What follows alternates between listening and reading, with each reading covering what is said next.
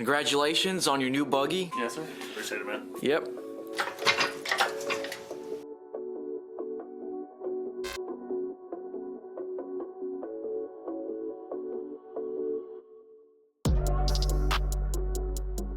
One of my subscribers, Sean, just gave me this buggy because I guess he was too scared of it. I'll have that video linked up here. It's actually pretty interesting, and this thing is a rocket. He said I could do whatever I want with it. So I'm actually going to be pulling the engine off of this frame, using it for the Crosskart because this is actually the running engine. And the engine on the Crosskart right now is mock-up one, but it has a cracked bottom end. Then I'm going to go ahead and donate this rolling frame to one of my subscribers. But yeah guys, I guess let's get right to it.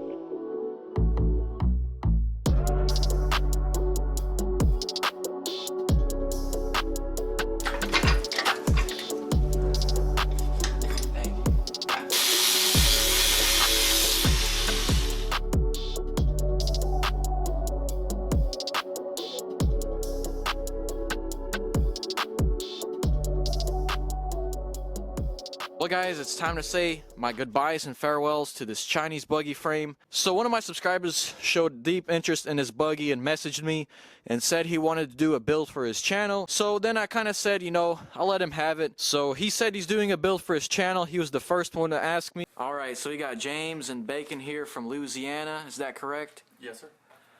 And yeah, they're wanting to put two-stroke on it. What size? 650. Yeah, that thing should scoot, so decided I'd go ahead and give it to them. I have no use for it, no space, and just wouldn't feel right selling it. So yeah, I guess congratulations on your new buggy. Yes, sir. Appreciate it, man. Yep, it's a good start.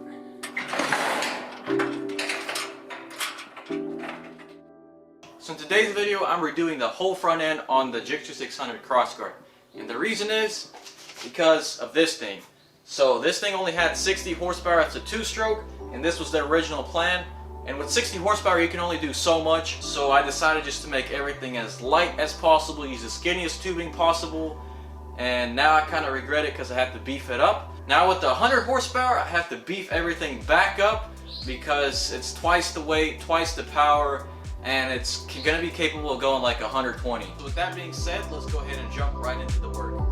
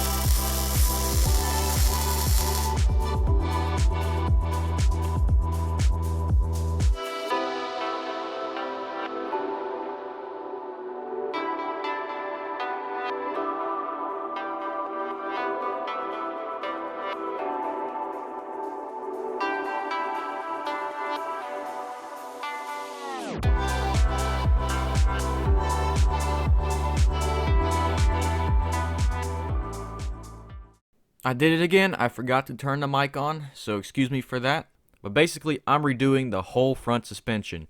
The reason why is because I wasn't happy with the down travel, aka the droop. See, I want to take this thing off-roading also, so having that extra travel for me is really important. And I'm also going to be extending the A-arms a few inches to make it wider, so it's less chances of flipping over. So yeah.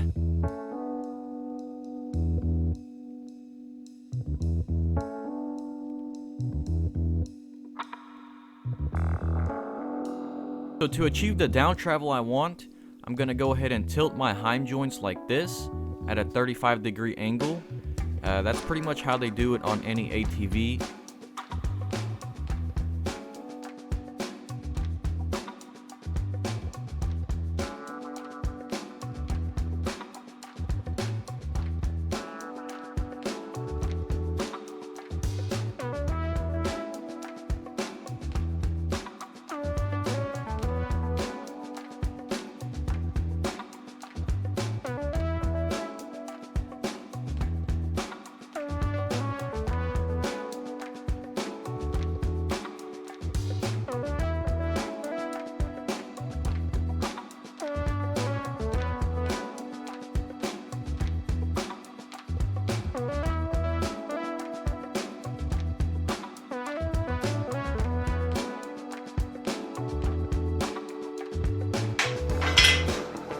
Wow, that is so much better, guys. That is crazy.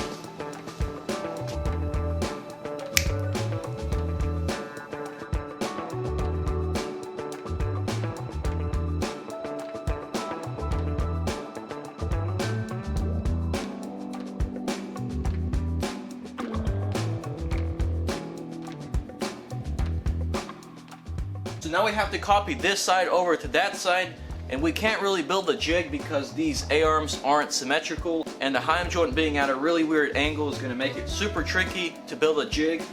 So I'm using a piece of string to try to get these things as equal as possible, and I think that should be about right. And of course, if you do happen to get it wrong, there's a reason why I place shims in these tabs, and then also we'll have about an inch of adjustability on each heim joint.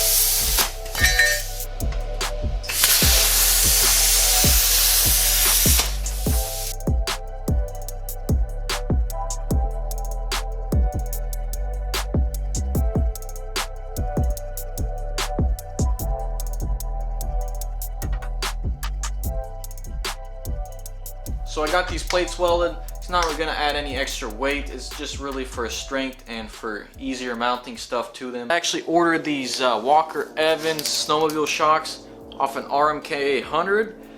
These should be a really nice shock choice for this Crosskart. This would be perfect for like jumping, and then also if we want to convert this thing to like a street Crosskart, I could just go ahead and raise these shocks up higher. So I want to go ahead and tack these in and make sure they're not too stiff or not too soft. I think I tested the spring rates around 175 pounds. So yeah, I'm gonna go ahead and tack these in.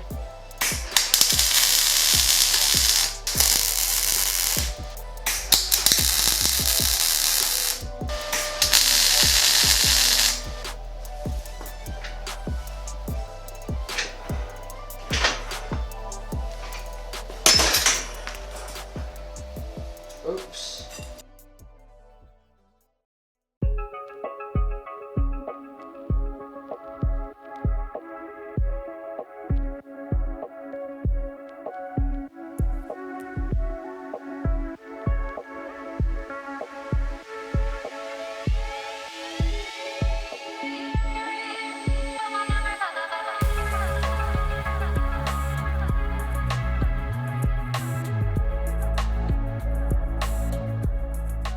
Well guys, the Crosskart is getting closer and closer to completion. I hope you guys enjoyed the video. If you did, leave a like down below. And I'm really wanting to finish this Crosskart before I finish the mower. But let me know what you guys think. Should I finish this first or the mower? This is going to be a precision machine and something I can take out anywhere on the streets, off-road. I'll still have to fine-tune the shock placement, so I think I need to stick this out more so it's closer to 90 and probably put the shock right here, mount it right there so it's stiffer.